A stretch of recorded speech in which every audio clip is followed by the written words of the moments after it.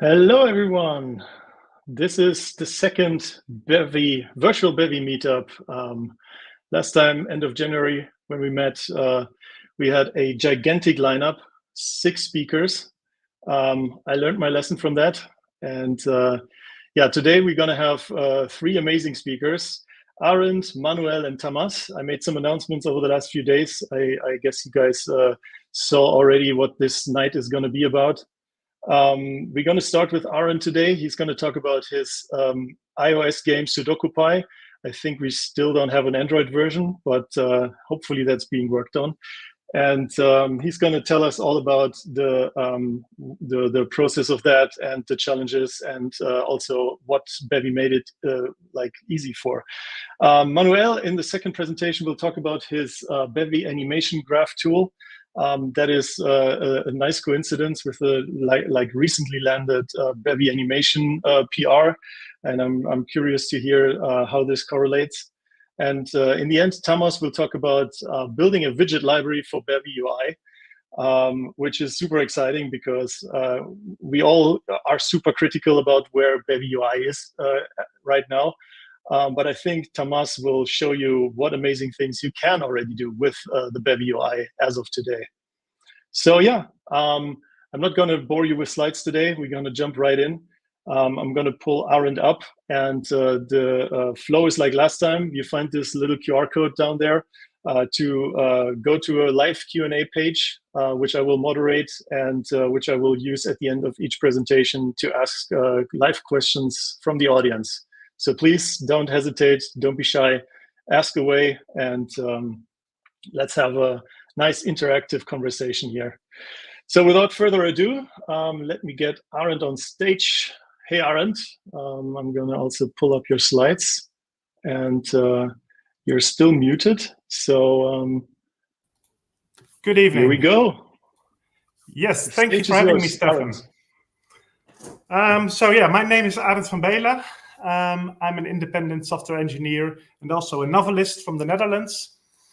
You can find out all about me on my website, which is right there on the slides. But today I would like to talk about a game that I created, and I created together with my wife.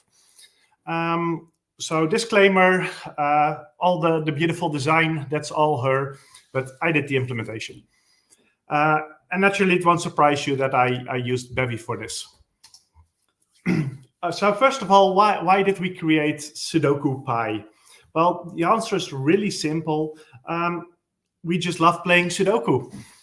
But yeah, I was always playing Sudoku pretty avidly, and there's always this thing that all these apps, I tried a whole bunch of them, they all seem to be lacking in a consistent way. That's really started to get on my nerves, because what you saw with pretty much every Sudoku app is that they have this 9x9 grid, and you have all these numbers that you need to fill in, and then usually somewhere at the bottom there is another panel, either a row or a little 3x3 grid with all the numbers that you can select. So the UX pattern that you saw with all those apps was a little bit like, okay, select a number or select a cell, select a number to fill in, select a cell, select a number to fill in, select a cell, select a number to fill in. And it got really tedious fast, and it was kind of RSI inducing, right? So I was like, isn't there a better way to do this? And what I really wanted was a new way to fill in numbers. So already back in 2018, I created initial proof of concept of the first Sudoku Pi app. And I used a circular selection dial for selecting the numbers. This was originally a Cordova app built with a web view. It worked, but it was chock full of bugs. It was super annoying from device to device. You have a different web view to deal with, because this was indeed running on Android.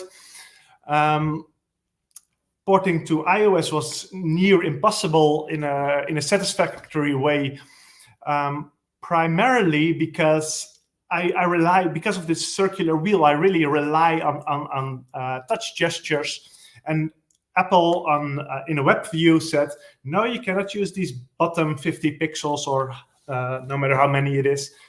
You cannot use those for your gestures because you're a web view. This is a system. This space is reserved for the system. And well, I never got a satisfactory UX with that version. So what happened was I basically kind of gave up on the project. It lingered, and for a while, we left it at that. But last year, I discovered Bevy. I wanted an excuse to play around with it. And the timing was also right because it was just around the time that my wife was looking for a UX project to put on her portfolio. So we teamed up. She created a beautiful design. I started playing with Bevy, and Sudoku Pi was basically reborn. We added new features, refined ones that were already there. Like I said, the design got a full makeover, added a ton of micro animations, and it basically turned into a whole new app thanks to Bevy. Now, I think you can imagine that with Bevy still being a relatively young engine, we also ran into a bunch of challenges. So while the previous version had supported Android, the new one did not. Well, nowadays, my wife and I are both on iOS, so it never got the attention from us that it deserved. But yeah, I tried running it in the simulator, didn't work out. It just took too much time, I admit, and we kind of left it at that. So just be aware if you're building your own app, Android is tougher to get to work with Bevy. And for us, indeed, the Android version is just not there yet. And another challenge that we ran into was persistence. Now, of course, mobile apps, they can be backgrounded at any point in time. They can be killed at any point in time. And what you don't want is a user coming back to your app and the Sudoku that they half finished the previous time around being gone, right?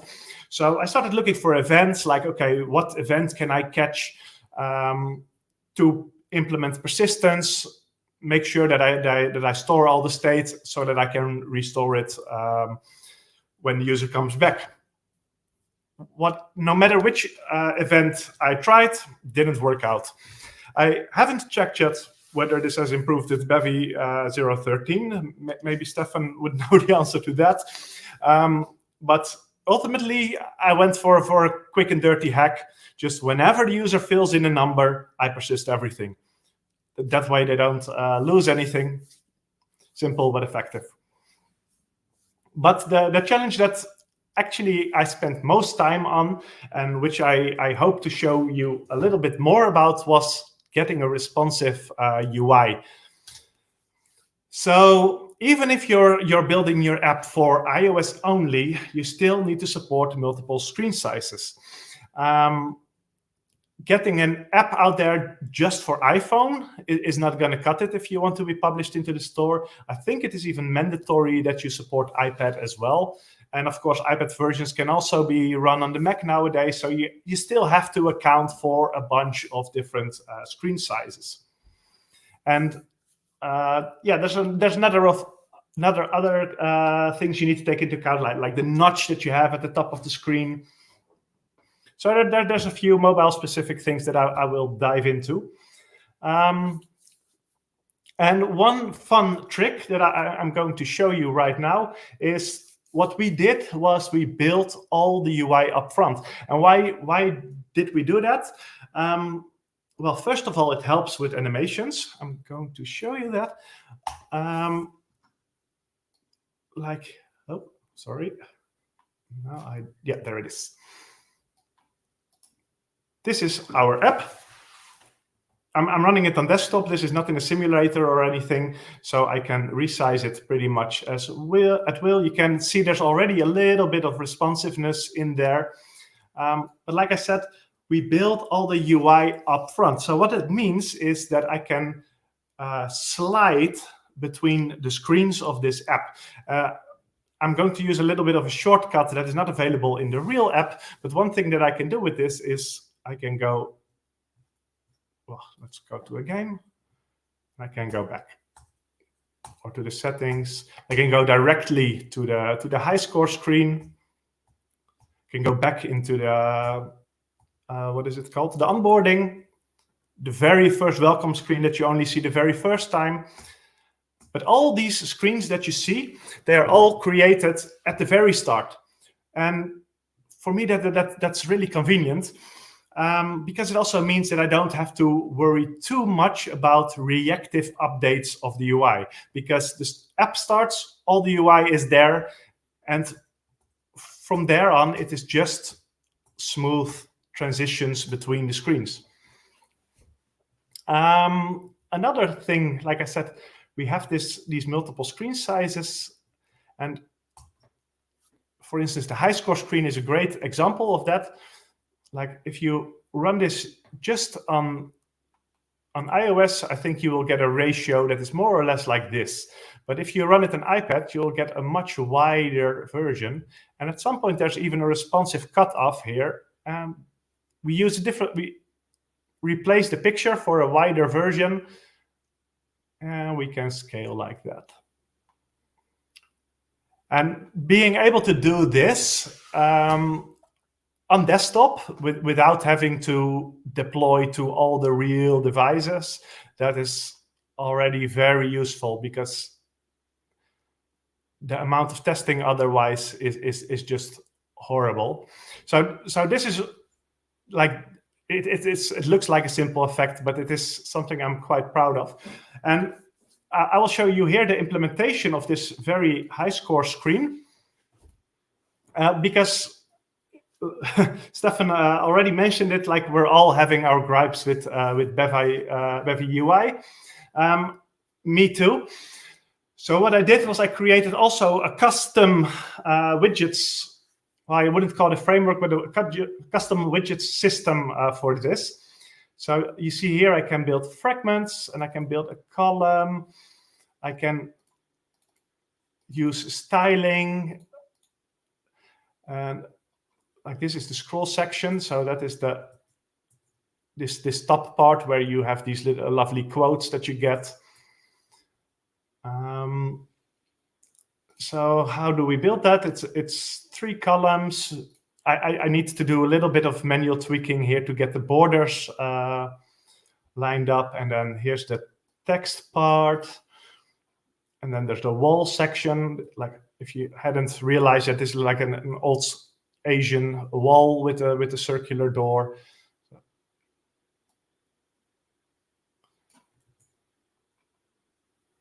So this looks quite a bit different than what standard Bevy UI looks like. I can click into this a little bit, like for instance, a fragment is, I should have done this with macros, but at some point I was like, okay, it's getting complex enough for what it is. So I built a bunch of versions for the amount of children that I needed. This basically does an inversion on the callbacks that you have to deal with when creating children with Bevy UI. So I have a fragment, I can give it 3 children, and it returns a callback or a closure on which I call these spawn functions. Oh, there it's gone. Sorry. And there it is again. Similar things like I do for columns. Rust Analyzer needs to re-index. Sorry about that. I can probably look it up here. So column, yeah. I have a column and a column T. So I can also still add custom markers to my widgets. So this way, what you're looking at here is effectively my widget library. Image, and I think, speaking of image, there's a fun one. because if you see this high score screen, you already saw that there are two versions of this background image, right? So if you look at the implementation here, you will see that I have a dynamic image widget, which I simply say, okay, this is a wall image, and it takes up all the available size without occupying space. This is a trick that I use in my layout system for allowing me to put widgets on top of one another. So one should not occupy space, so the space is still available for other widgets to come on top. But if I look inside this wall image, then I have this resource bag that I carry around. And based on the screen sizing, I have this heuristic that decides, well, is this a tablet or not? So this is not hard-coded, just like you saw me dragging the window. It can switch between an iPad version of the wall image and the regular one. This is whether something is considered tablet or not is just based on the aspect ratio. And yeah, that's kind of it. I can dig even deeper, but I also wrote a lovely blog post about this, which I am going to show you right now. So that was a quick tour of what you find in Sudoku Pi. There's a link here, both to the repository of the game, because it's fully open source. The repository also has the link to the App Store in case you want to download it. And yeah, this link, feel free to visit this blog post, because there I also dive a little bit deeper into yeah, how did I develop this widget library? What was the motivation for doing this? And I think that sums it up. Any questions?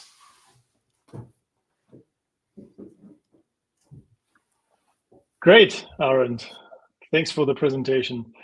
Yeah, like in chat already mentioned, I love Sudoku games, and since I found yours, it's the one that I'm using because of the UX, but also because of the lack of ads, at least right now.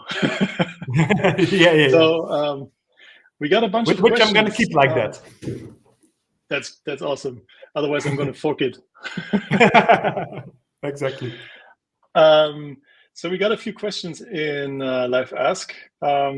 So I guess it's kind of answered since you said you create your UI immediately when the app starts. But the question is, does that mean all UI is always present in memory? And I guess yes, did that ever lead to any issues? Maybe also on low-end devices. Could that mean that it's a problem? I have not done measurements on the memory usage, but frankly, I think given that it is just a Sudoku app, that I will be on the safe side here. I don't use a lot of images either. It's mainly just squares. It's pretty low on memory consumption, I think. That's great. Okay. Yeah, I guess the next question is more of a statement, which I definitely share with the author. Would love to see that UI framework built as a separate library, but I guess looking at what you showed, it's very bespoke to the, like, I don't know, fragment with 3 elements kind of stuff, like exactly what you needed, right? Yeah, it would need definitely more generalization, and also one thing that is really I can show you. Because, like I say, I have all these screens in memory all at the same time, and I have a custom layout algorithm which is really built on having all the screens available there, because it uses those screens also as primitive for calculating what the sizes of all the containers inside should be. So it would take quite a significant amount of generalization to make this reusable for any kind of UI, I would say. And yeah, maybe some tools. Sorry. Yeah. No, I just was brainstorming, like maybe some of the tool functionality so that people could build on top of that and basically get to the same result that you have, which is a more like bespoke framework for your own UI. Yeah, what I think that I'm lacking the most is general reactivity, because I have enough reactivity that the UI becomes responsive, but I do not have enough reactivity that I can conveniently create widgets at runtime. So that I basically just worked around that by having the UI always be there. Including the Sudoku board, which is just always there. But yeah, there are of course a lot of UI situations where that would not scale. Yeah, I gotcha. Okay, moving on. Android. I guess I bashed too hard on that. The question is, what's the exact challenge with Android? I'm looking into working with Android more, and I love to know what I'm getting myself into. Is the author's question? Yeah. Well, my main issue with Android is a lack of time, because I use iOS myself. It was always the main focus. I tried to get it running with the simulator, but that didn't work out. So I would have needed to buy a phone, which is not a big deal. I had an old one lying around still, but unfortunately, it was just one version too old to run with modern Android SDKs. And at that point, I was like, okay, I also have other priorities. Yeah. Okay. Understood. What would you do differently now if you start over again? What was the biggest learning? Oh, I love that question. That's a very good one. It's a tough one to answer because for me, a large reason to work on it was also because of the learning curve. I wanted to experiment. I wanted to try out Bevy, see where it's at. So any re-implementation I would do today would not be the same already from that perspective. Honestly, given the amount of time that I had to spend getting this to work, I wonder if Bevy was truly ready at the time that I started. So that's also why I want to share the knowledge that I developed here, and I'm really looking forward to Bevy UI getting better, getting indeed a proper set of widgets out of the box, because doing it the way that I did, I think is not feasible for a lot of projects, to be honest. So if I had to tell myself a year ago when I started this project, any other person should not have done this project in Bevy, I think. It was really because I'm a tech nerd. I wanted to do this, and I wanted to explore, and I wanted to learn, and it paid off. But I think...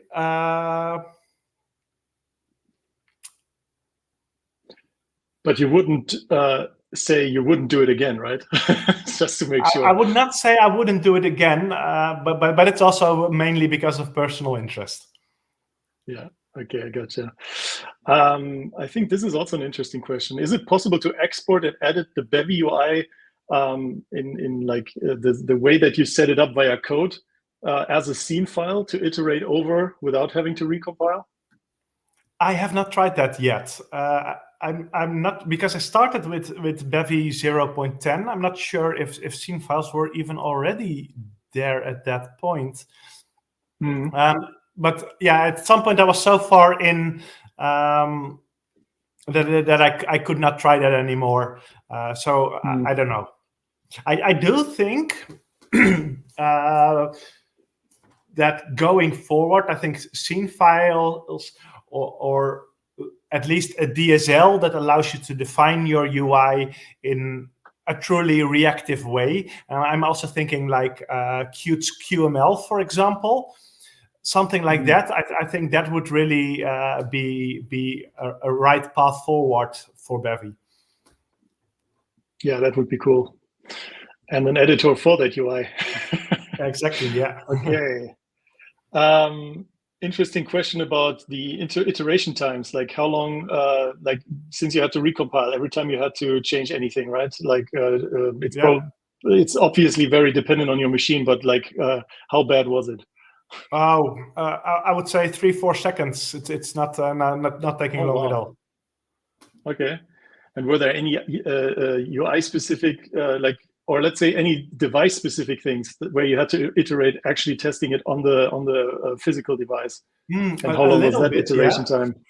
That's a fun one maybe to show you, because like for my project, I have you can see there's already a work in progress Android one here, but I have a desktop entry, an iOS entry, and the reusable library.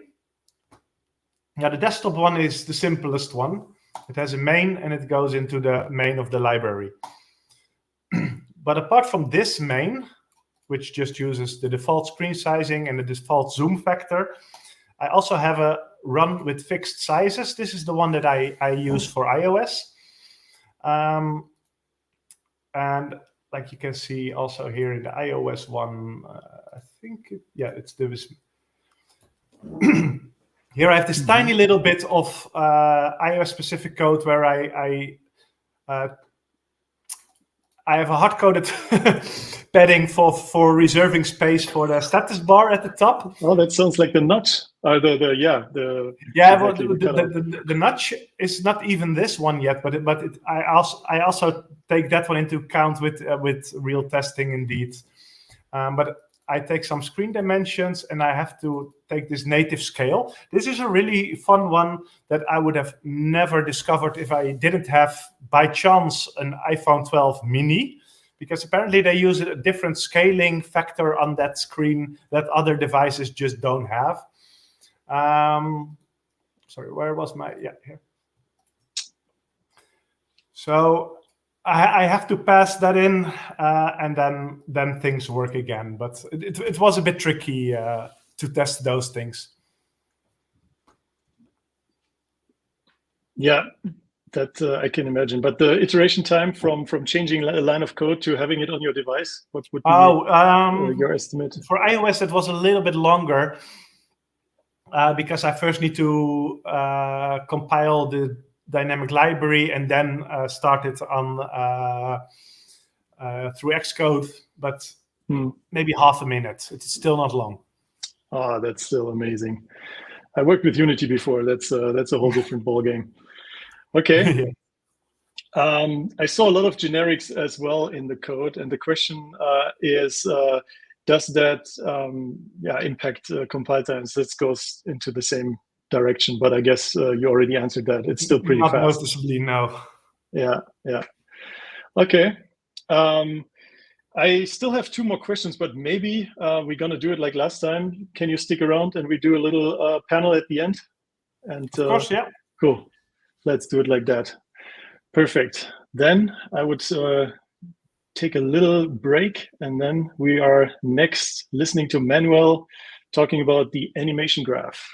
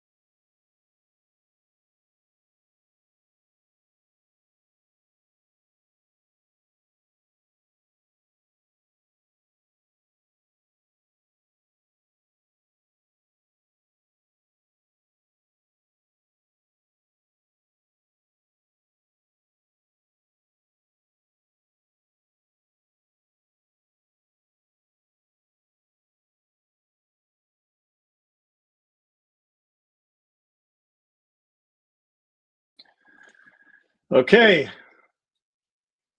Welcome back to the second talk.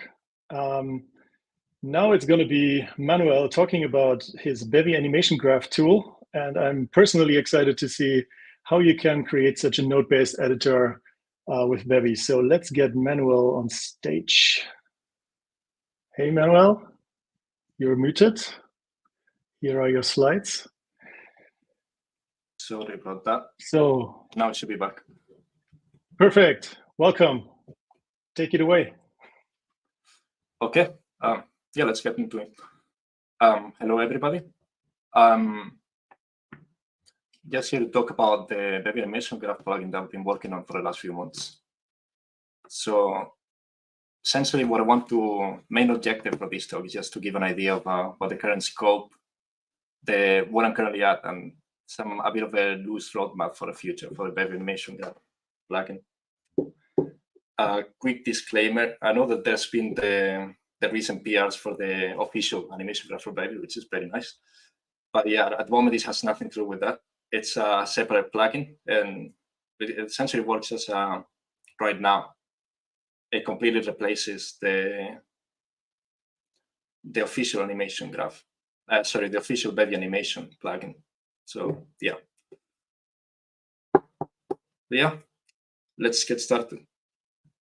To get started, I think it's a good place to start that I explain why I actually started working on this animation graph, and a bit of where the inspiration for the design was, right? So a couple months ago, I started working on a game project on the side, mostly like a hobby, but eventually got to the part where I need to do a character controller. I made the usual capsule and started moving it around, but then I realized I've spent a lot of time programming over the years, but I really haven't done any animation at all. So the result of that, surprisingly, is that I'm very bad at animation, right? It's true. Look at if you can see on the right an example of this is in fact the clip I posted when I first posted the animation graph on Bevy. And I actually didn't realize what was wrong with it at the beginning until somebody said in the comments, "Hey, you're moving the arms on the opposite side of the body." It's gotten be better since then, but the point still stands. I'm better at programming than I'm at animation. So what I wanted to do is use programming to relieve as much of animation work as possible. So that's essentially using some procedural animation where I can. And yeah, of course, some of the inspiration came from David Rosen's from Wildfire Games talk at DDC. I think like a lot of people that are interested in procedural animation. And once I started working in the animation graph, I found some of Bobby Angelov's presentations on animation programming, and also his open source engine Esoterica has a very strong animation graph system. If you're remotely interested in animation programming, I recommend that you check it out, by the way. It's very good content. But yeah, that's where all this is coming from. So once I actually started working on it, I outlined a couple of requirements for what I wanted to get out of the system. First, like a list here, I wanted to be able to do a lot of things. So we have animation blending, but also inverse kinematics. We should be able to be used ergonomically as just another node in the graph. Eventually, we also want to have physics in, so you can simulate ragdolls for some parts of the body, things like that. And of course, manipulating animations in different ways, like mirroring, chaining different animations. It needs to do a lot of things. I wanted to be asset-driven, and that's related to the third point, but let's talk about this. You edit the animation graph with your editor, and then save it and instantiate it into the game as an asset. So about the same pipeline as you would use Blender for editing a mesh and then instantiate it in Bevy. Similar thing, animation graph simply tells you how to process animations as a certain source of animation and turn it into something else. And lastly, the graphical editor. So why do I want a graphical editor is, you might not think so at the beginning, but when you start doing animation graphs, they can grow pretty complex very quickly. And trying to parse that, at least for me, from a text file, it takes a lot of cognitive load that you would rather just focus on different things. But whereas if you have it in a graphical editor, you can all see the structure at a glance, and it's for me, it's much nicer. So that's my logic for it, and that also influences the fact that if you want it to be able to edit in a graphical editor in advance, then it's preferable that it's asset driven, so you can load and save the assets using the editor. But yeah, that's what I want from it. Right now, I would say asset driven is ticked off. We have that. We have a graphical editor. It's mostly full featured, although a bit rough on the edges, maybe. Powerful, I'll let you be the judge of that, I guess. I think it's getting there. You can already do some interesting things, but there's also a lot that's not there yet. So next, I want to talk about, show an example of something you can do with the animation graph. I'm gonna just go step by step in how I build a character controller animation. First, to start with is just basic walk cycle. We can start with 2 keyframes, right? That's half of the walk cycle done in advance. 1 keyframe for a foot down, 1 keyframe for foot reaching. And we take that clip, we can mirror it about the axis, and the walking cycle is symmetric. And then just change the original clip with a flat version, and we get a complete walk cycle as you see on the right. So that's nice. That was not a lot of animation work. Let's turn this into the first version of the actual character controller. Let's do, just like we did the walk cycle, let's make a running cycle with 2 keyframes. We can use the movement velocity of the character to compute the blend factor between the walk cycle and the run cycle, and also a speed modifier for the playback speed of the animation here. Then we apply a rotation to the root bone to make the character face the movement direction. And we look, and that gives us first result. But also, I want to point out this parameter graph that we have here. It's not very complicated. It's copy and pasted from the examples, but I'm not going to get into it right now. I don't think there's much time for that. It's just an nested graph that computes the relevant parameters. But yeah, let's look at the result.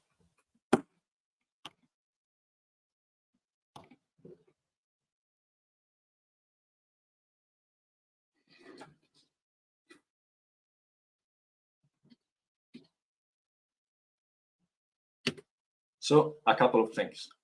First, it does the blending as we wanted, but its movement is still very still. I mean, it's partly due to not great animation, I'll admit. But I think we want it to be, we can do better just with some animation graph nodes. Second, the jump, we'll see that we don't have any jumping or landing animations. So those are the 2 main things I think we need to fix. Let's start with the jumping. It's fairly straightforward. We're going to need a crouching cycle. So we can make one just as we did before, make 2 keyframes, mirror it and chain it. And now, I should point out, we are using a floating spring character controller for in the gameplay side of things. If you don't know what that is, it's essentially your character controller capsule is floating above the ground at a certain height that is controlled by some sort of a spring damper system. So we can use the spring, the length of that spring, to blend between the running and the crouching animations. And that automatically is going to give us for free some responsive landing animations for when you land the character, which it's nice. For the jumping, we made 1 keyframe for jumping up, 1 keyframe for jumping down. We can blend it together based on the vertical velocity, and then this part that's not very nice. We're going to take a blend factor from gameplay side that is going to tell us whether the character is jumping or not. But yeah, that already gives us more or less a result that we were expecting. See the jump? Yep. We have jumping and we have landing as we wanted. And we can also crouch, just because why not?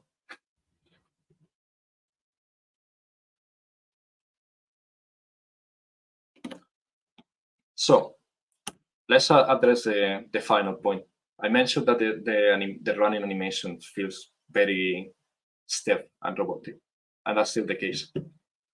One thing we can do is just apply a bit of a tilt to the character in the direction it's accelerating towards. So we do something similar in real life when we're trying to move from being still into running.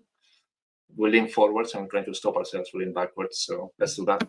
Just apply a rotation node with a tilt that is a quaternion that we provide from gameplay side. And just for good measure to make it feel more natural, there's a look at node. There's a rotation to the head to make it look towards the camera is looking. I was going to show another video, but I'll just tell you straight away. At the look at node, in order to make it look somewhat natural, you need to apply this thing called a chain length. So that we propagate the rotation to the ascendance of our target node that we're rotating with a certain weight decay. So that you rotate the head to where you want it to be and then rotate the next bone up the chain with a bit less weight and so on for the specified chain length. Because otherwise it can look like it's breaking its neck every time it looks around.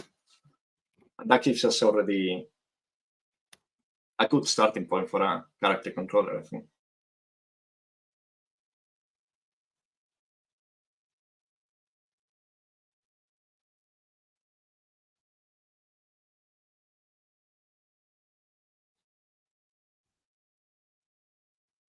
Okay, so save for the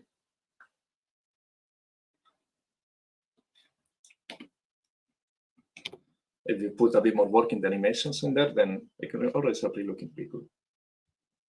A couple of things that I haven't mentioned. We also have inverse kinematics, so you can add that interleave with any other nodes however you want. You can probably use that to make the fit match the ground position and the rotation of the normal to the ground. But yeah, I can leave that as an exercise to all of you. Nested graphs. I've closed over it during the examples, but you can have nested graphs that just appear as another node in a different graph. And you can give them arbitrary inputs and outputs, so you can make your own kind of custom nodes. And you have node output caching. So if you have an expensive parameter computation, you don't need to worry too much. It's going to be computed only once per frame. But yeah, that's enough showing off of the features. I think it's important to talk about what's not there and what I'm currently working on. I want to get into the plugin in the future. First is state machines or animation controllers from Unity, for example. This is something that you can find in Unreal Engine, you can find in Unity. This is the engine I mentioned at the beginning. It's actually my favorite of the three, but yeah, it's a common feature for animation system. I think it would be something that we should have as well. In particular, you might have noticed that when I was talking about the jumping animation, I mentioned that we were passing a parameter from the gameplay side. That parameter is going to determine the blend factor. It's essentially some ad hoc state machine going on on the gameplay logic. And that's not great, right? Because for just two states that we have right now, that's fine. But this can grow a lot and get out of hand. So preferably we would have a nice way to handle this.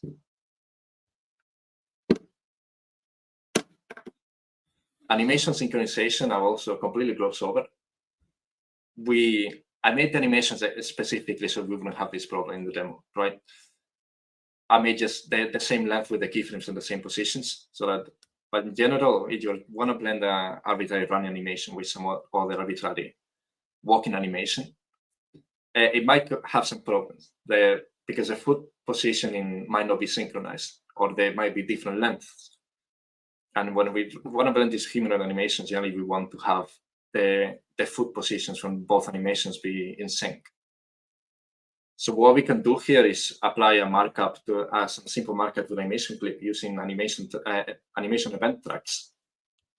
and then use that to synchronize the percentage that we are moved through the current event in the primary animation with the same percentage that we for the same event in the secondary animation, right? We get the percentage from the primary, and we set up the time in the secondary so that the percentage through the event matches. We don't have that. We don't even have animations events right now, so there's a lot of work to do there. And finally, this is my favorite one. We need to do some sort of physics integration. That means mostly ragdolls. That's something a lot of modern games have in a lot of modern 3D games. And yeah, we would need like complete just ragdoll simulation for simulating some death animation, but also, for example, a mix of regular animation and regular animation. Say your character takes some damage on their arm, and you want to, for a short period of time, let that arm kind of go limp. Yeah, that could be some interesting effects that you could apply, like letting parts of the character skeleton go and be simulated using physics, and other parts be driven kinematically using the position coming out of the animation clips. But yeah, still don't know the answer to these questions. I don't know how the specifics of how we would implement this, but yeah, I think that interesting. But it leads me to wrapping up this presentation. All of this is I'm developing in the open. If you find this interesting at all, and you feel like you want to discuss some of this stuff, try to figure out some good solutions for these questions, and just reach out on GitHub or Discord, and we can try to solve this. Anyway, thank you all for watching, and we can probably move on to some questions now. Manuel, thank you so much. I'm totally unable to do any art myself, so a tool like that sounds definitely interesting to me. The first question that I saw was, where is the asset actually from? If you mean the one that you used model in the examples. Yeah.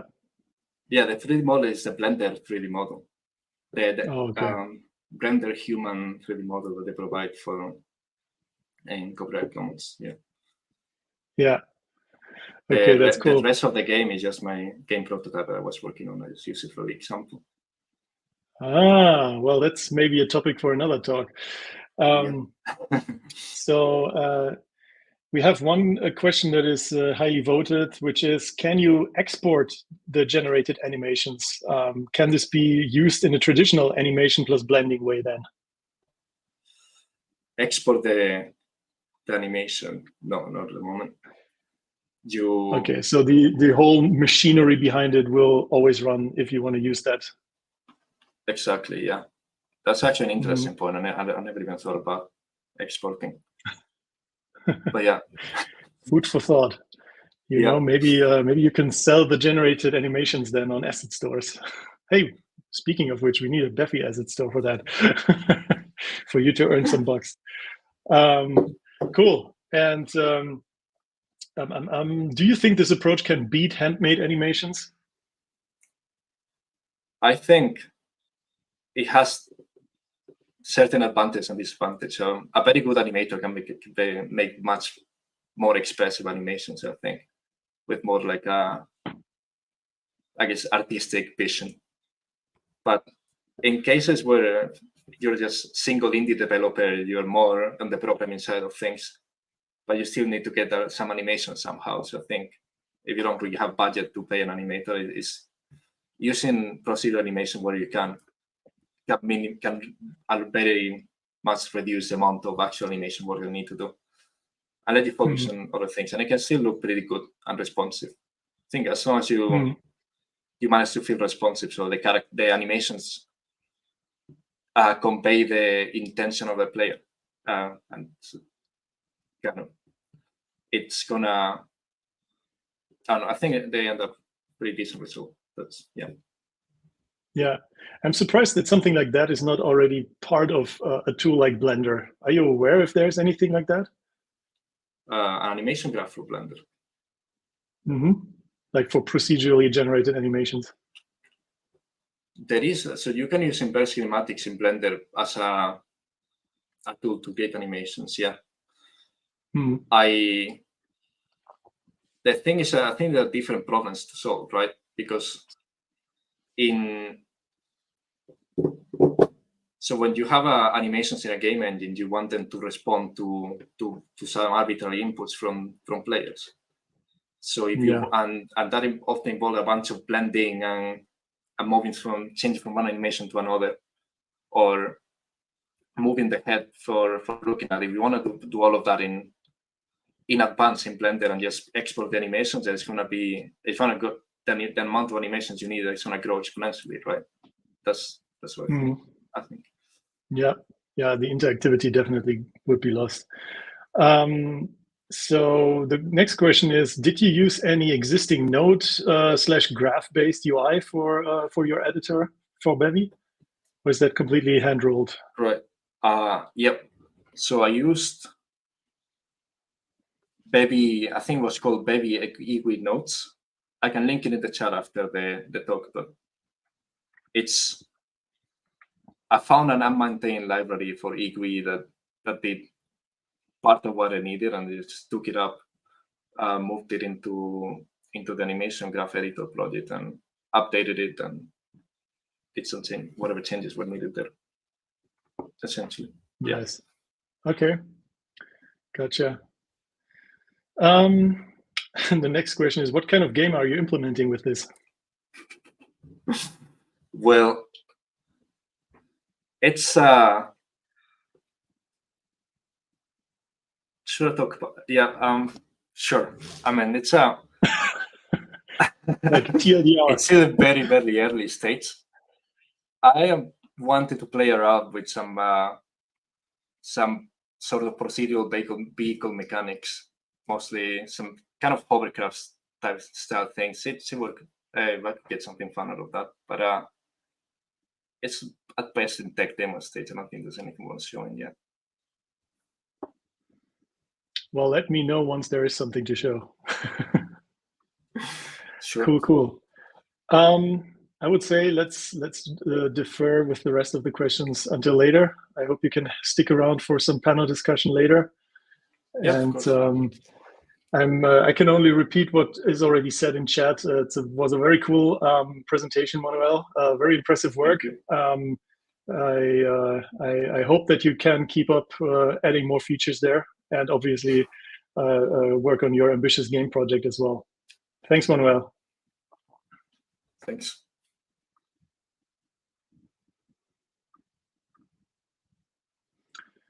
So now it's time for our last presenter. Tamas will be talking about a widget library that he built on the Bevy UI. Very excited to hear about that. So I'm gonna put Tamas on stage now. Hey there. Yep. Hello, everyone. Thank you for inviting me for this very exciting and very boring topic, because I mean, I don't think anybody likes building UI widget libraries. This is like the 7th one I'm building in my career. So it's what it is, but it's necessary. So let's talk about it. Why even bother? So the thing is, Bevy has UI components, right? So you can do your UI. You have rectangles, you have text, and you have images and buttons. But buttons are really just rectangles with the interaction attached to it. So it's really not that different. It doesn't provide you with interactivity by itself. So you don't have events that you can listen to, or like in a traditional, I don't know, JavaScript way that you would do it. So it's basically just a rectangle for our purposes. Then you have EGUI, right? So it's a really, really convenient tool. Actually, it's really good, but it has its own framework and ecosystem. And in my opinion, it would be more elegant to add Bevy as a 3D context and ECS to the EGUI framework, and build your things around that way if you are building something that look like GUI. Because honestly, if you build an editor or something, GUI is perfect for it, for at least in my opinion, for the short run. In the long run, remains to be seen. I didn't like mixing the two different approaches, because you practically use the extensibility of the plugin system that Bevy has when you start with the immediate UI approach that GUI has. So it wasn't simple. It wasn't nice to edit. But on the other hand, GUI is like working. You can take it and then you can do your things in it. So what's the problem with Bevy? Because as I said, you already have rectangles. You can do anything you want. Now the thing is that the way the Bevy hierarchy is organized, you have the child builder, right? It's the thing that you have. And if you just build a tree from the root to the leaves, it works. I mean, it's what it is. There are no problems with it. However, that's if only for building the whole tree and without sidestepping. So if you want to build a tree and another tree next to it, but they have to refer to each other, like in a scroll view, where you have the frame, you have the content, you have a viewport, you have the scroll bars, which have the actual bars and the scrolls. Some of them need to refer to each other, and they are actually siblings, so you cannot use the child builder for it. The other thing is the fragmented style related components. You have a style, you have the node, you have the transforms, you have the colors, so you have border color, background color, image, and they are in separate components. They are pretty much organized for efficiency from the ECS standpoint and not from usability. And again, building with the child builder, it's big, and if you have to build everything at once, it gets out of hand real quick if you have like a sensible editor sized thing.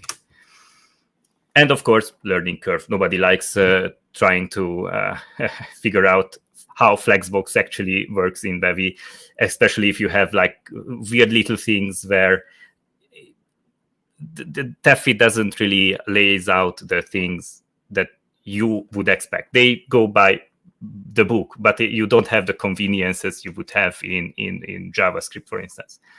So it's a bit of a steep curve, especially for someone who never built a UI in Flexbox.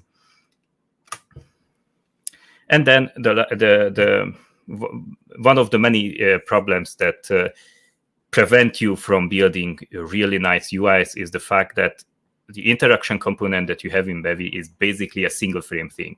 So is something hovered? Yes, and that's it. You can detect if it's changed, but you don't know how long it has been hovered. You don't know how long it has been pressed. You don't know if it was pressed but released on the same area, except if you detect if it's still hovered.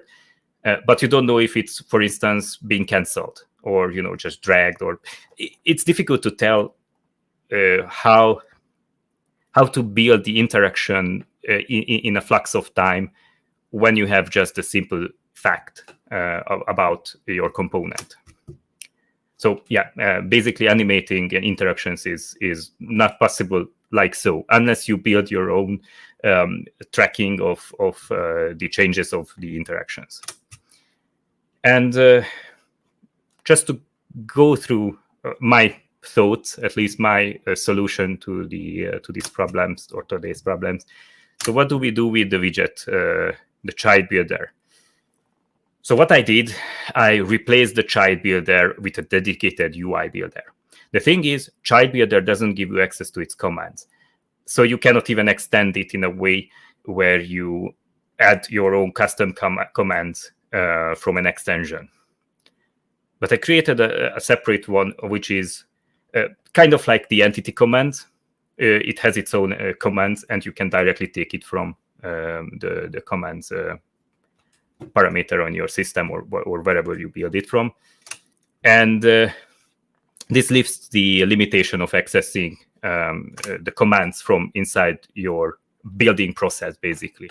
And I'm talking a lot about doing things, but the thing, so the important point to take away from all of this is from a standpoint of building the widget library, not from a standpoint of a developer that's actually using the widget library. So when I'm saying that I'm lifting the limitation on accessing commands and I can do fancy stuff to build widget trees and whatnot, it's talking about me as a developer who develops the UI widget library and not someone who is using it. They still have access to it if a developer wants something real fancy, but it's not the primary aim. The philosophy is to make it accessible and simple. And that's the liberal extension that I'm listing here. And to make this even better, I try to make it, as a philosophy, a transparent thing. Transparent in the sense that it's there, it provides you or the developer who is using it with the widget library itself. But you can still use the child builder if you want. You can still get back to commands and take another entity if you want to manipulate that. You can get the entity commands for the current node that you are building, and do whatever you want, or well, whatever you could have done with a child builder as well. But the important part is that when I'm creating, for instance, a scroll view, which is like a large structure, the return value of the call to create a scroll view is actually the thing itself. So it's the frame, it's the outside one. So you can attach your components to that particular thing. However, the internal part is the content container, not the viewport, not the other things that are around in the scroll view, but where you would put your content normally.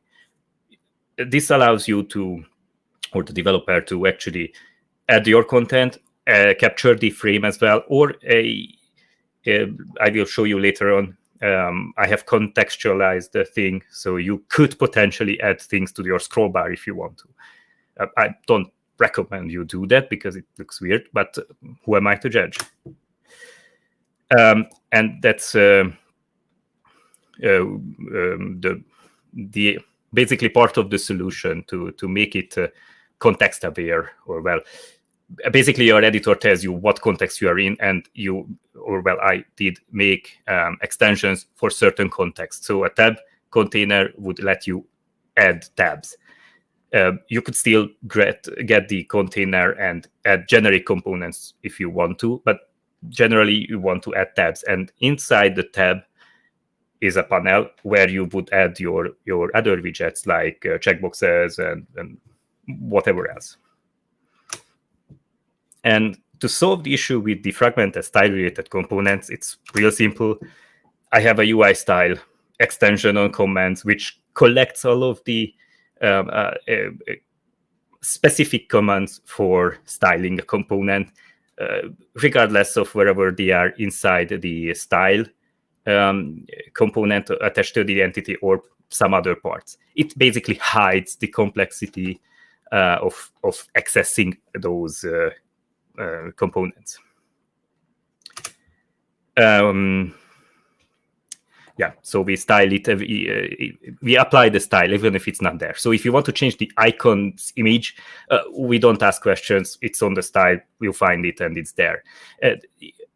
It's important to point out that if it's the same component, it's easy to write macros to do it. I have a macro to create UI style extension specifically for the style component, because you just have to list the name of the thing and the type of the thing, and it's there. It could be applied to anything, basically. Moving on to solutions, what do we do with the verbosity of building node trees? Well, again, we leverage I leverage the UI builder to create a chainable widget, which is the aim of being as intuitive as possible. Minimize mandatory configuration. So if you want a column, you just get a column. The only thing is that it's designed with flex direction column. You can after add your things to it. If you want to have a certain width of the column, you can add with the style comments that I mentioned before.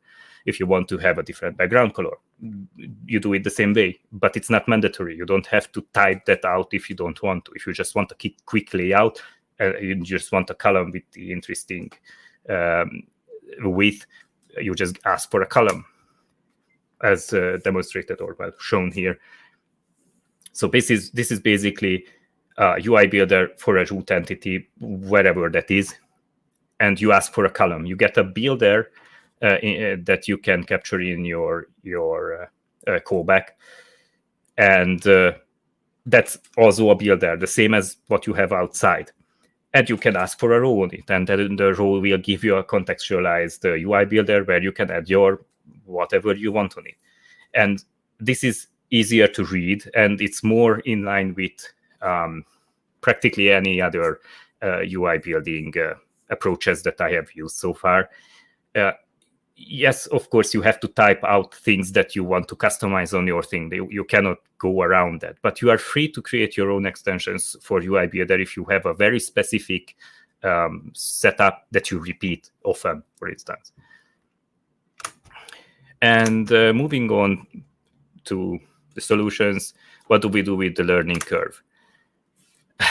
It's really just trying our best to make it accessible, as accessible as possible. So named widgets or functions, just for the sake of convenience, even if they don't particularly bring any value because they are just a standard node with the flex directions. But if they are there, it's easy to use. And then it's easy to refactor later on if you want to have a look at specific things. It provides an abstraction as well. So sometimes it's necessary to be redundant in how we create things. And what do we do with the limited interactions? Well, I introduced something I call the flux interaction to track changes and measure time when you interact with nodes.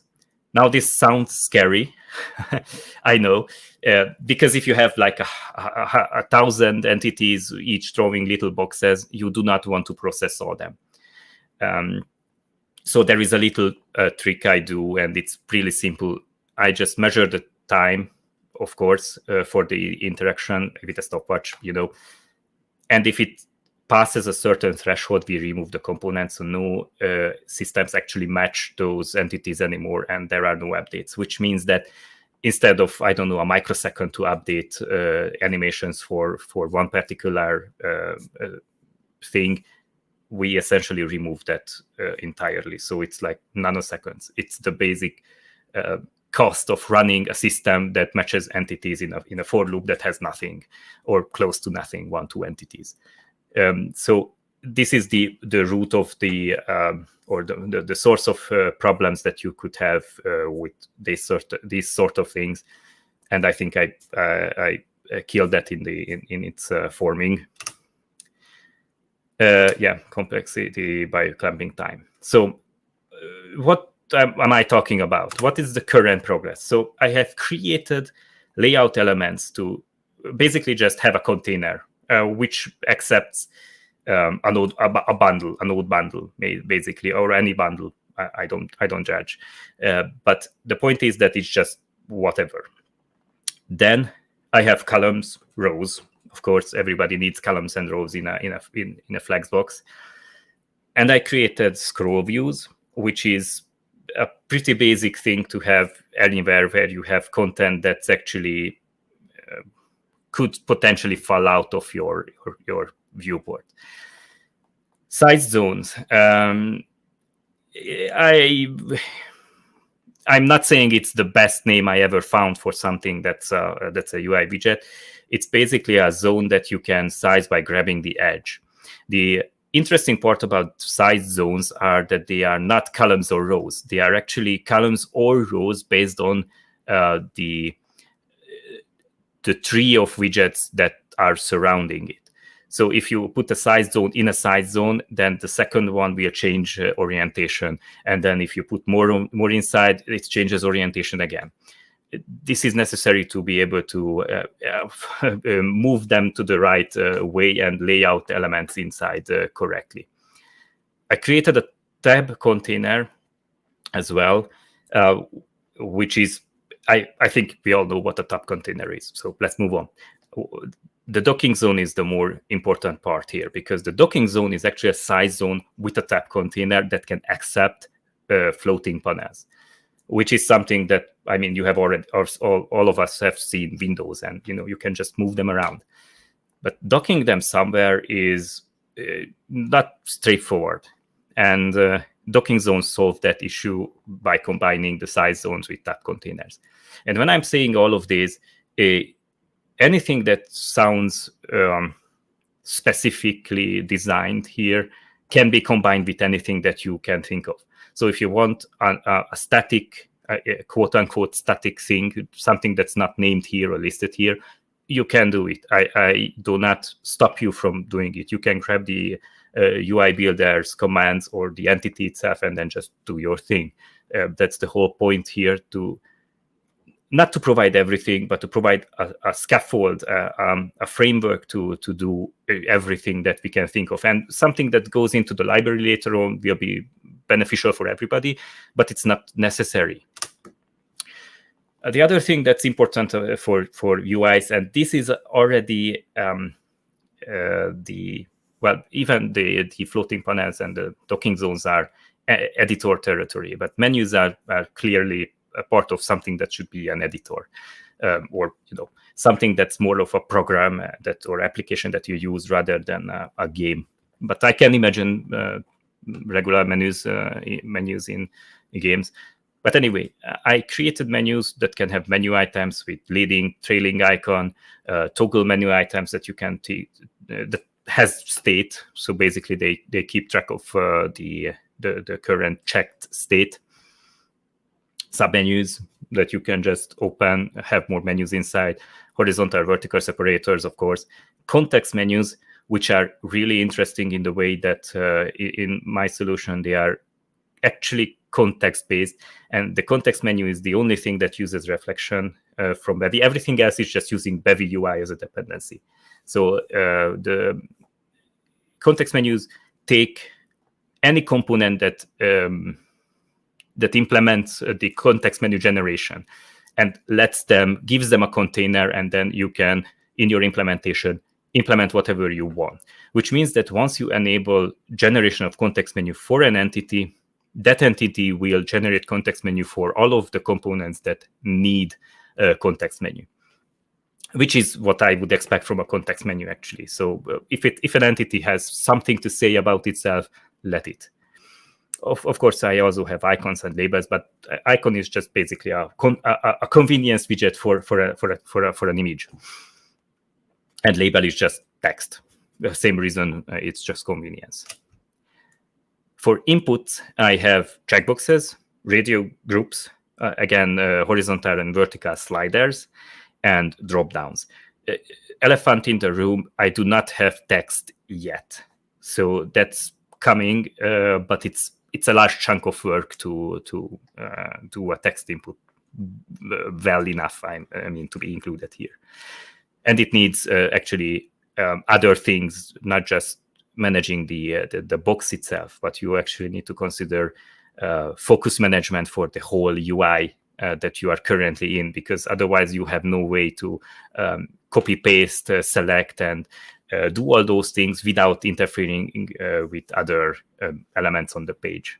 I don't want to, for instance, type and accidentally open menus from the keyboard shortcuts.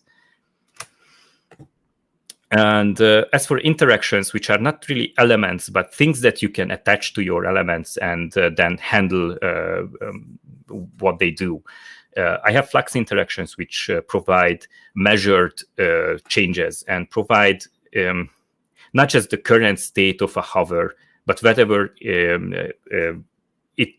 the state is not going to be hovered in a Flux interaction. It's going to be pointer entered or pointer left, which is different than just hover or none, because it's interesting where you are coming from. Animated interactions are a derivative of Flux interactions, basically. I have a large macro thing that and a really generalized systems that help the whole system animate certain properties of components. It doesn't really matter what component I am animating. The interesting part is that I just need to create or derive the macro for my struct and tell it which component on the entity and which property of that component is going to be animated. So potentially UI animations could be extended to, border color, of course, background color, border size, etc. that are inside the style component, and anything else that you would attach to your entity. It can be a custom thing as long as you define the macro, it will be there. Drag, which is also an extension of the Flux interactions, but I'm not even sure why I would need the Flux interactions for drag right now, but that's because I'm holding a presentation. Drop is what you need if you want to interact with dropping things on something. Resize is half an interaction, because I provide the resize the things necessary to have a resize handle, basically, and then the scroll, which is like the horizontal and vertical scrolls translated to a component that you can detect changes on, so if you want to. And plan before upstream. I'm saying upstream, but I have really no clue how I'm going to be, giving this to the community yet, because currently all of this work is like 3 Ks deep in my own project, so it's difficult to extract and then difficult to move it around. At least difficult because I don't really have time. I'm doing all of this in my free time, so whenever I have time, I will move on. But again, I would still need to do text inputs and text areas, no way around that.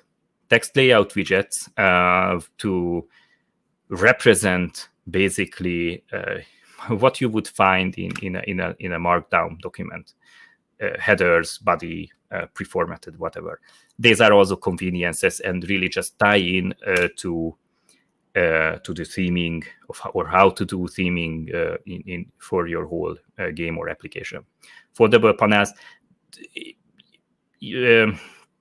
This is a little gimmick because it's something that I just did 3 views as well. I just did yesterday in preparation for a demo.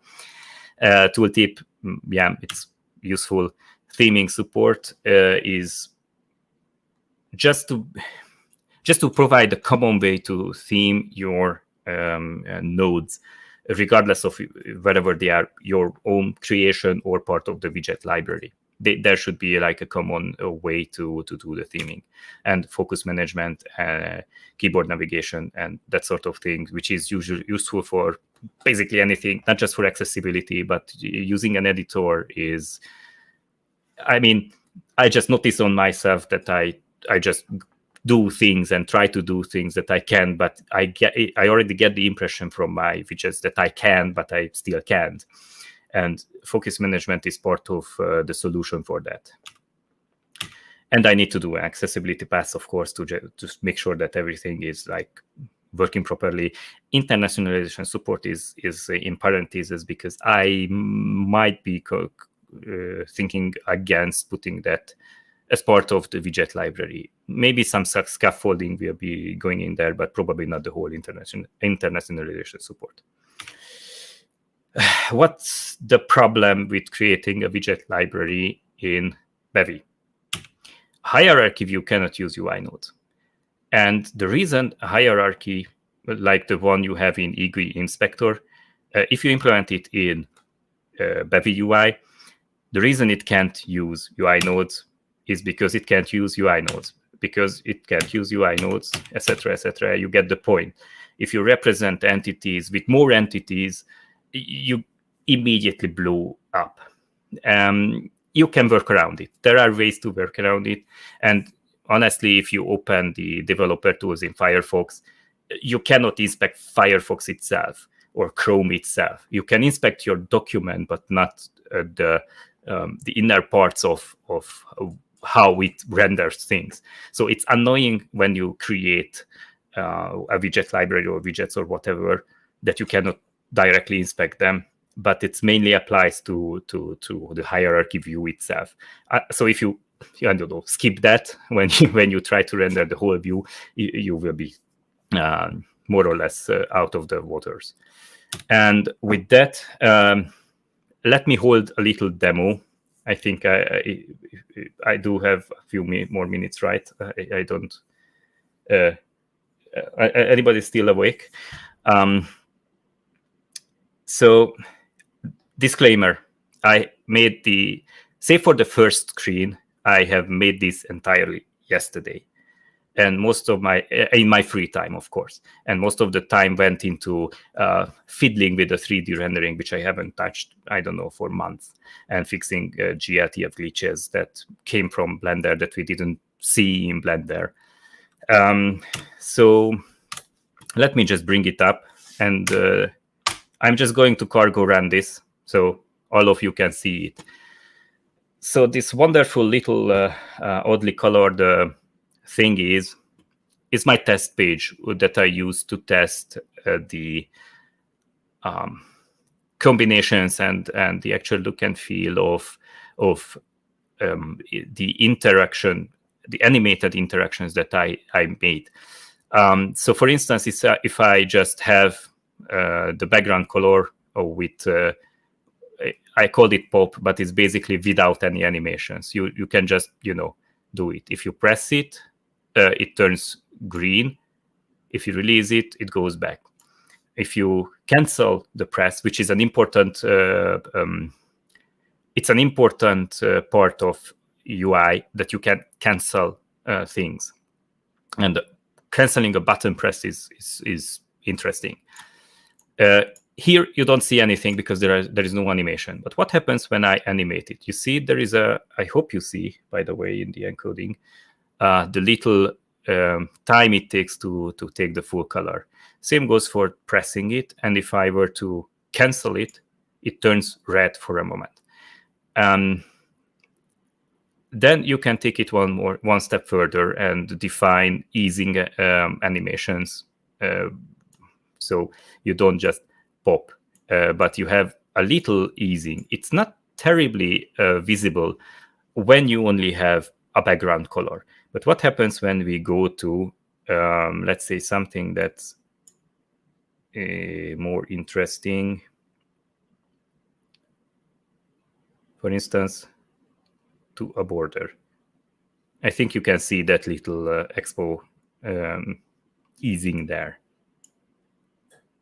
And even if you can't see it, it doesn't feel weird anymore. And then you can combine this. So the animations that I created are generalized, which means that you can attach one for each of the animated components that we have that I define macros for. For instance, I have a combination of background. Yeah, this one doesn't see it, this one. So you have a double animation there for the background color and for the border. And then you can create animations for weird things like margins. I mean, you have to account for the fact that your layout will change if you change the margin. So it's not a good example, but you can. And it's just a way to show that you can animate other things other than colors. So you can animate UI rects. You can animate simple, well, these are values, but you could animate anything that implements a trait I created called lerp, and anything that has it, you can animate it. Now, you might have already spied the little menu that I have up here. One of them, you see, is just a little menu. It's how a menu looks like normally. You may also notice that there are shortcuts. So if I press L, I come up with my demo that I have actually created. And again, I created this yesterday, and most of the time I spent messing around with the 3D view. And what we have here, I have a panel here that's named the scene control. So if I were to check that checkbox, suddenly I would start moving, and I can use my slider here to change the speed of the rotation. I can use my radio button to change the ambience of the scene. So we have a lovely night scene. It looks wonderful, by the way. I don't know if it comes across real well, but let me make it a little bigger for you. And this is, of course, just a gimmick to make it look like an editor. But in reality, this is all you really need to build or start building your editor. For instance, I created a little hierarchy here, which is displaying the entities that were spawned as part of the scene. So if I were to open that, and again, I did not implement 3 views for this. I actually did this also yesterday, because this is a simple menu item with a leading icon that changes depending on whether it's open or not. And then when you open it, it just spawns more entities inside. These ones actually don't have any more children. And you might have also noticed on the right side, I have a little display for the current components of the thing. And if I use the context menu to pop that out, I have this little panel that I can just maybe dock here. And voila. I also wanted to list the systems that are running in the current thing, but I didn't have time for it. So I pretty much time boxed this entire effort into creating something in a short time, which is the whole purpose of having a widget library. And just to show you, for instance, I have this scene control menu right here. You see, I can open another one. So if I want to have 2 of them, sure, why not? They are synchronized because they have the same source of data. And if you order your systems correctly, they practically update at the same time. But I don't like the fact that it's a button right there. So how about I do a little thing and move it to a submenu? So how does that look like? I have prepared it because I don't want you all to see me typing, because that makes me nervous. But the thing is, so this is something I already shown in the presentation. Oops, of course, because it's a sub menu now. That I am building my entire. I'm using my own thing, so that's how I find bugs and move on. So I have the builder that attaches to the root entity, which is actually the container in the middle. And I asked for a column which will be like 100% wide, with a background color that you have probably not seen because the panels are over it. But then I want a row in there, which is the topmost row, which is going to be the menu. And the style here is, this is currently at the end of the call, but I can just take this, the whole thing, and this here for a row, it's the same thing, because the rows inside or outside are the same entities, because they are basically just frames. They don't add anything. Don't add internal containers. Anyway, I have the menu bar, which has the showcase menu, and then the showcase menu has the layout with shortcut. Alt codes are not yet working. But anyway, after I create the menu, item, I insert the component that controls which page it is. This is not part of the widget library. This is something I have a system up here somewhere that detects that this one was pressed and then just goes to that page.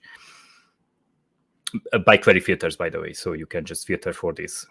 And then I have the interactions, which is the other page, a separator, and then the exit button. And afterwards, this is also the menu.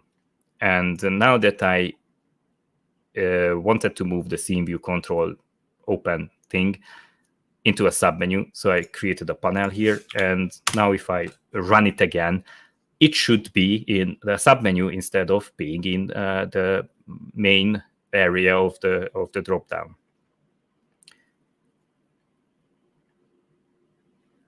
This should take just a second or two. There you go. And if I go back, now my button is actually inside the panel's submenu. So that's how I would create a menu, you know. And that's it. Basically, the rest is just me creating the specific layout for the zones. So I have a docking zone split at the very top. And as I mentioned, these zones actually change orientation depending on where they are, so you can resize them correctly. But they also clean themselves up normally. There is one case I'm not handling yet, but it's should be fixed soon.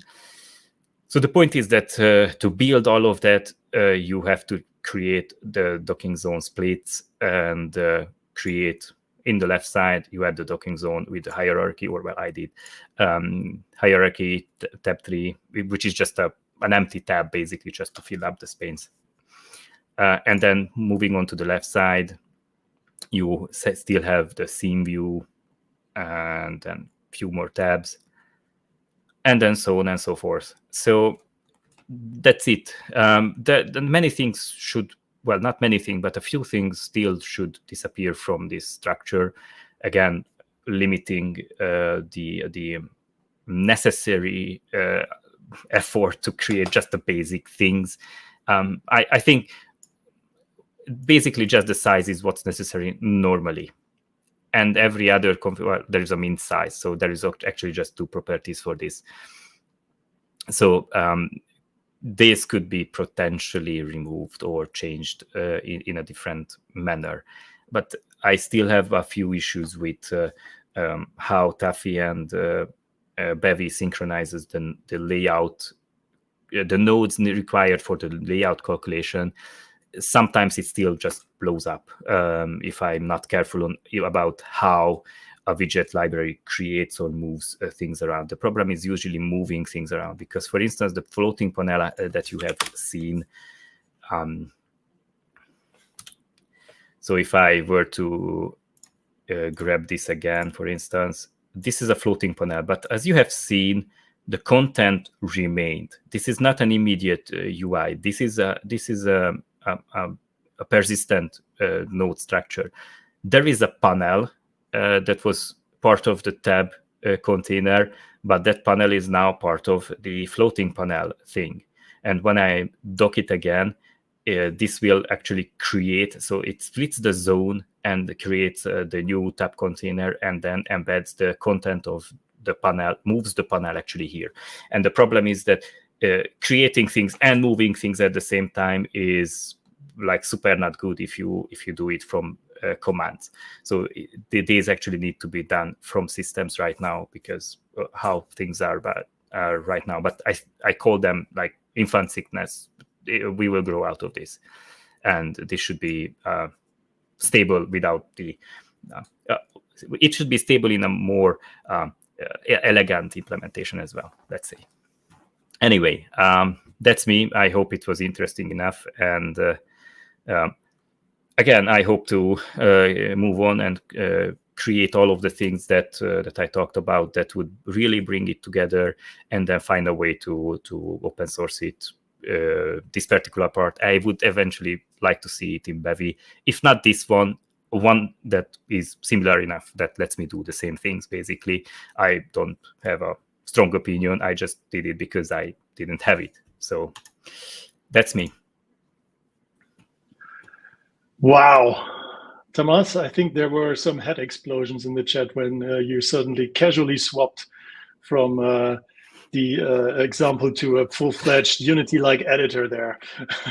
that was intentional and dramatic for dramatic effects, and I thought that like a few hours before presentation, because originally the other one was the main screen, but I thought it would be like just swap it out and there you go. That's why I did the disclaimer. I did it yesterday. Even the hierarchy, even the scene view, even the component view, everything. I did it yesterday. The most time-consuming part was really figuring out the 3D rendering and making it look all right. And that's the point of a widget library. So that's it. True. Really cool. Thank you, Tomas. I am not kidding. There's a ton of questions. Let's go through maybe the top 3 or 4 before we open this whole panel conversation. So you mentioned very early UI animations is a problem in Bevy UI. Can you not just animate the transform, or will that lead me down to a dark path? It's not the animation itself. So if you update something frame by frame, it works. Why not? 2 things. So animating transforms is if it's part of a layout that you have, and Taffy recalculates all of the flex things, you will have a problem sooner or later. So you have to be careful about. But that's the same in every UI case. So that's not a surprise. What you couldn't animate before, or couldn't simply animate, is the interaction. So the motion of an interaction, let's say. So if you hover over something, let's go back to the examples to show you. So if you hover over, let's say, this border, you get the border animation. But to implement this, you have to track the time where the pointer entered the rectangle. You have to keep track of the time, and you have to make sure that you are still in the state where it's hovered. And if you press it and release it, that's a different intention of the pointer. It's a click or press interaction that's being released. So it's not a hover, and that's the. And doing this for one single thing is not a problem. Why would it be a problem? You can do it. It's a couple of systems. I can show you how many systems it is. The problem starts when you have multiple things that you want to animate. So if you want to apply a CSS, which I do not recommend by the way at all, to bring DSLs into the scene when you cannot even generate the content you want to style. It's like putting the horse before the cart, no pun intended. But the point is that you have to have a way to quickly and easily create the styling for animations. And so animated interactions, it's not much, like 200 lines of code to have everything. But this depends on the fact that I have a stopwatch that is precisely added to things that are being hovered, and not just everything, because that takes milliseconds after 100 or 1,000 elements. It's not a good way to do it.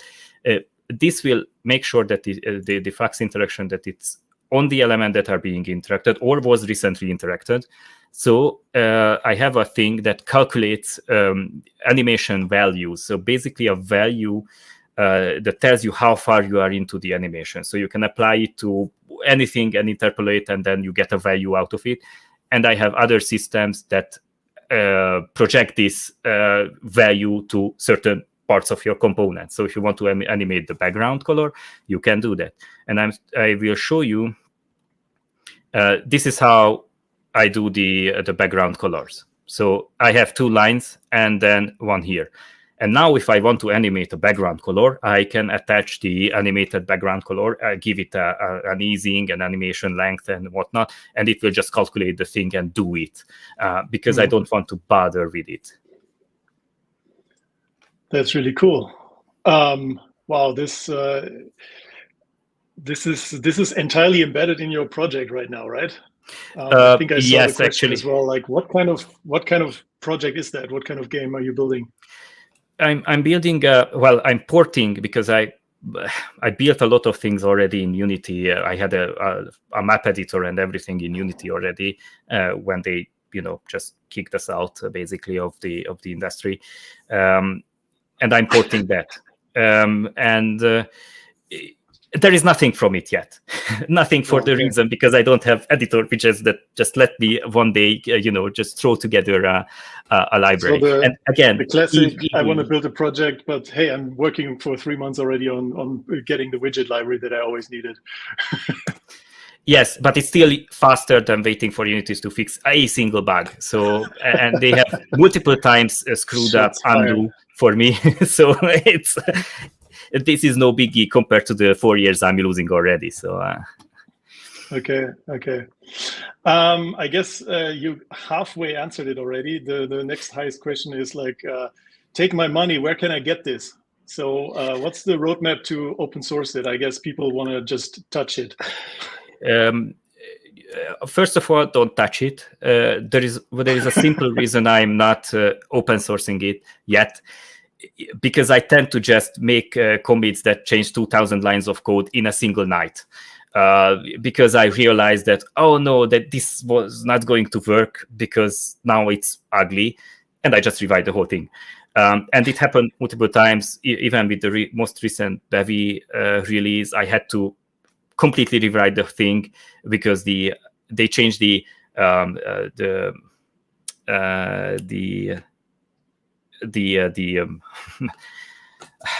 entity commands. They changed the number of life cycles that you have on it, and that screwed up the whole thing. So I had to take days to just unwrap the whole thing, and the problem is the editor doesn't help. VS Code just cannot do anything until you unscrew everything. So it was, and that happens, and the theming and the focus management is going to be like a large change. I prepared most of the things, but I cannot guarantee that I'm not going to rewrite the whole thing in overnight. And that's the main reason. The other one, if you want to get your hands on it, wait 3 weeks or 4. I don't want to. I'm time boxing. I'm a practical maximalist. I'm time boxing the thing to the minimum viable thing that I imagine is the minimum viable that I can give to the community to do it. Because I can just send you a copy, but it's not going to help you because there are no documentation on it. So it's what's the point? Well, you know what's going to happen now. A, you've committed to release it in 4 weeks, and B, people will ping you to get a copy. As long as it's within reason, I don't really care. Again, the 4 weeks is a rough estimate because I have to implement again a few systems, but I usually time box them to 1 week, and if it doesn't work out, I will just 2 more weeks. That's it. I don't really care. I started building this to myself, but it's too useful to keep it. That's the reason I'm trying to offer it. Let's say. Yeah, that definitely. After showing us this, you cannot keep it for yourself anymore. So, are you following the dev progress on Bevy UI, and will your library work with whatever they plan and whatever RFCs are out there? Or are you waiting for every release to surprise you? No, I'm following it. So the main thing I'm waiting from Bevy UI is basically the rounded corners and drop shadows, and that's it. Basically, nothing else is really required as of now to make this themable, because the functionality is there. The layout engine should work. There are bugs that needs to be sorted out. But I think nobody is using it, so that's the reason they never found the bugs. For instance, the thing I mentioned with Taffy blowing up when you do weird things. Nobody expected it. Of course, nobody could use it. There is another thing with the cameras. Now you can actually. I'm almost finished with tearing out the floating panels to another window, because right now there is nothing preventing me from doing that. I can do that, which is great. But for instance, render layers are not applied to to the whole hierarchy of entities. So you have to attach your render layer to everything if you want them to be specifically on one camera or the other. Things like that. So it's minor things, but I don't expect a large change from the Bevy UI create, except updates to TAFE or updates to changing rendering engines and fixes, basically. I don't think anything is not workaroundable. Okay, that sounds promising. So Tomas, thank you very much. I would say we're going to switch to the panel discussion now. There's a lot of questions, and maybe there's also feedback from our co-speakers that actually work with Bevy UI. So let's get them on stage. Hello, hello. So Arend, what do you think? Oh, I think this is really cool stuff, absolutely. Yeah, also really great to see. And it looks a lot more reusable. I think theming wise, I'm not sure like how easy it is to build something to build like a relatively simple Sudoku app. I'm not sure how applicable most of those widgets are, but yeah, if I would rebuild the app, I would certainly give it a shot, I guess. In 4 weeks. That's cool. I mean, Thomas, now that you saw the Sudoku app, what do you think? Could it be done with the widgets? Nothing prevents you. So basically, the widgets are wrappers for things that you already have. So practically, you can just create a column and put your things in there. You can just grab the entity commands and do your things that you do already. So there is no reason to stop you from doing that. Most of the things that I'm building are just conveniences to make it accessible. If you want a column with a certain things, and you know the Flexbox requirements to build that, you can. Yeah, cool. Yeah. Okay, let's go through the remaining questions. Thomas, I love how the previous talk illustrated exactly the verbosity problem. Would be great to see an example of a little non-trivial UI build with UI Builder. Well, I guess that was answered after you switched to the Unity UI. That was definitely non-trivial. So it's not exactly true. Building those things are usually trivial because you have a container and you go row by row for the tree view. It's just buttons with containers, and you have a system that fills that container when you click the button. So it is trivial. What is not trivial is to have the container around it that you can resize and the whole functionality of docking the panels. This is something that's transparent to people who just use and for instance use Unity and build that because you never create those things. It's just there, and that's the gap that I'm trying to fill. Yeah, no, that's true. Well, I guess you already pointed out theming is still to come. So the next question is sort of answered. How can all these widgets be customized? Is there maybe you can lay out the idea that you have for that? Yes, once my camera is stopped falling. So currently,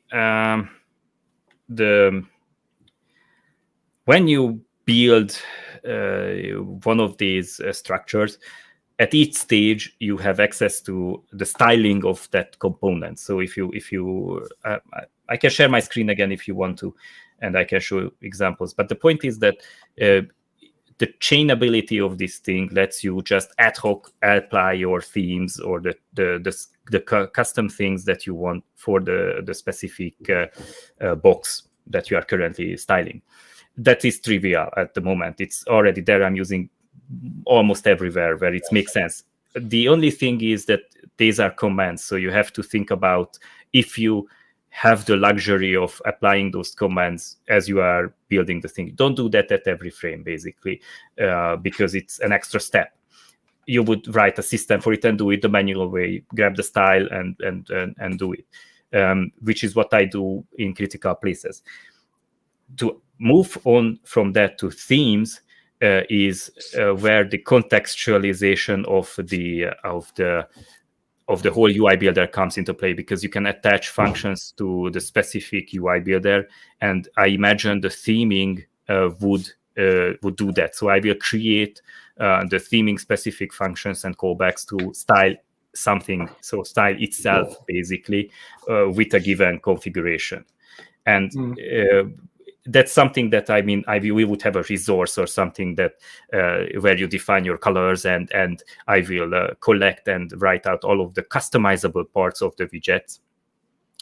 And it doesn't prevent you from customizing it further. It just makes it a step faster.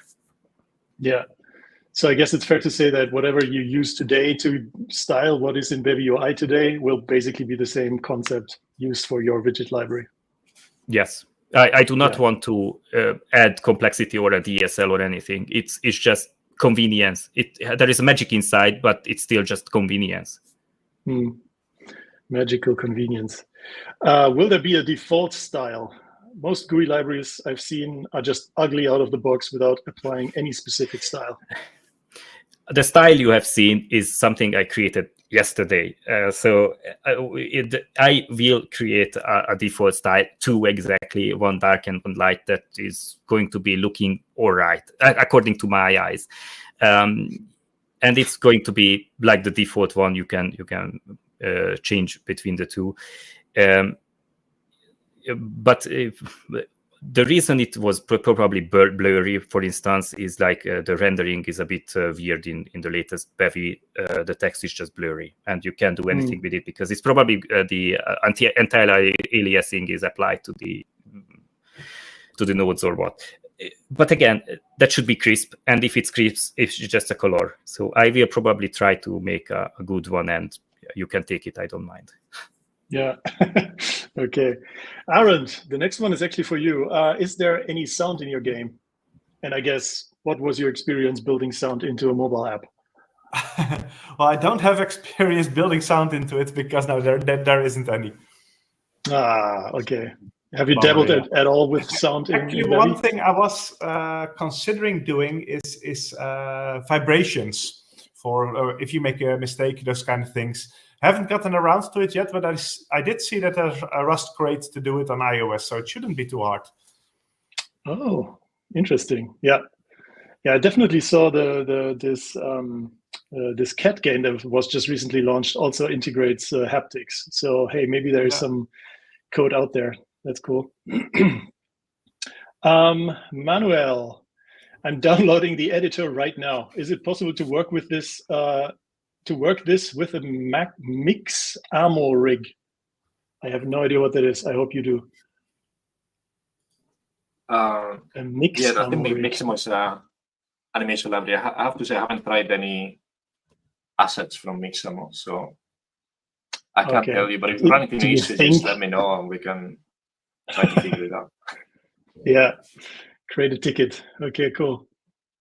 Tamas, are you planning to implement UI hot reloading? And is that even possible? What do you want to hot reload? I mean, I guess the whole tree that you define in code right now. Yes and no. So the thing is, I want to create.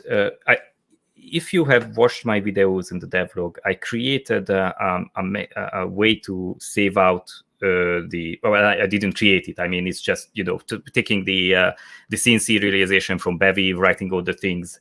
I did that for eGUI to save the layout of panels so that you can restore it when you open the editor again. And I have kept that in mind when I implemented the whole thing, and it should be possible to walk the widget tree and then just grab the docking zone splits and whatnot that you want and write it in a file as a scene and then just load it. If you want to hot reload that, I mean, you can probably do it. I just don't see a reason to it. What is more interesting for me is to be closing the window and then coming back to the same one, and that's it. That's not really a hot reloadable thing. And again, if you want to hot reload, this is code. This is not an asset. This is not something that I take from a file, parse it, and then inject into the widget tree. It's not HTML. It's not CSS. It's actually Rust code. It's annotated. You can walk it. You can do things with it, but it is code.